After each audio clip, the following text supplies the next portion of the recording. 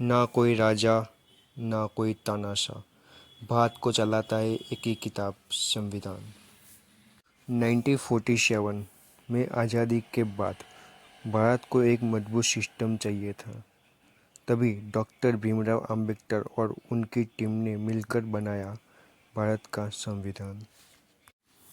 ये संविधान हमें देता है हमारे अधिकार, जैसे बोलने की आज़ादी, बराबरी का हक और न्याय, और साथ ही दिखाता है हमारी जिम्मेदारियां भी। सोचिए, अगर संविधान ही ना होता तो ना बराबरी हो पाती, ना इंसाफ हो पाता, ना सही नियम ले पाते। इसलिए संविधान को एक किताब नहीं कहा जाता, हमारे देश की आत्मा है।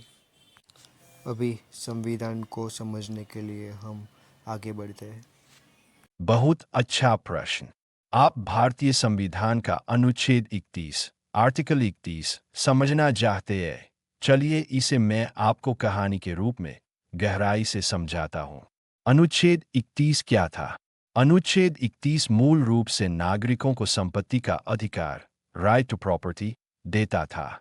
लेकिन बाद में इसे संशोधनों, अमेंडमेंट्स के जरिए बदल दिया गया और आज यह मौलिक अधिकार, फंडामेंटल राइट, नहीं है, बल्कि संवैधानिक कानूनी अधिकार, लीगल राइट, आर्टिकल 300 बन चुका है।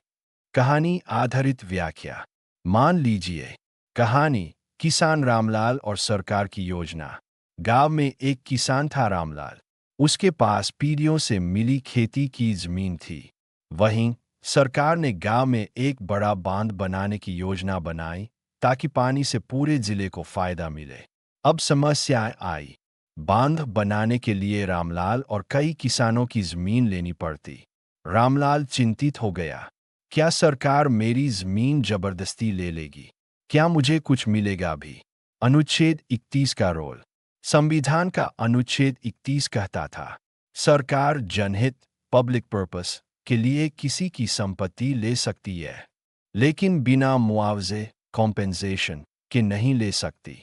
यानी सरकार रामलाल की जमीन ले सकती थी, लेकिन उसे उचित मुआवजा देना जरूरी था। लेकिन समय के साथ कई बार सरकार को बड़ी परियोजनाओं के लिए बहुत सी जमीन चाहिए होती थी। किसान अदालतों में जाकर कहने लगे, हमें कम मुआवजा मिल रहा है, संविधान ने हमें संपत्ति का अधिकार दिया है। इससे विकास की योजनाएं रुकने लगीं। संशोधन और बदलाव। 44वां संशोधन 1978 आया। इसमें संपत्ति का अधिकार मौलिक अधिकार से हटा दिया गया और नया अनुच्छेद 300 जोड़ा गया। कोई भी व्यक्ति अपनी संपत्ति से वंचित नहीं किया जाएगा, सिवाय इसके कि उसे कानून द्वारा अधिकारपूर्वक छीना गया हो।